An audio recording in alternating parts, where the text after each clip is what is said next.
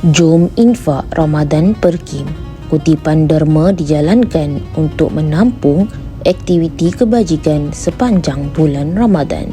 Infak anda digunakan bagi menyediakan pek makanan iftar dan moreh, berbuka puasa untuk golongan asnaf dan mu'alaf, edaran kurma di jalanan serta bubuk untuk berbuka puasa. Setiap sumbangan anda adalah rezeki buat mereka dan pahala berlipat kali ganda buat anda. Rasulullah SAW bersabda, sesiapa yang memberi makan orang berpuasa, maka dia mendapat pahala seperti orang yang berpuasa itu. Ayuh kita hidupkan Ramadan dengan berkongsi rezeki dan keprihatinan. Scan kod QR sekarang untuk berinfak.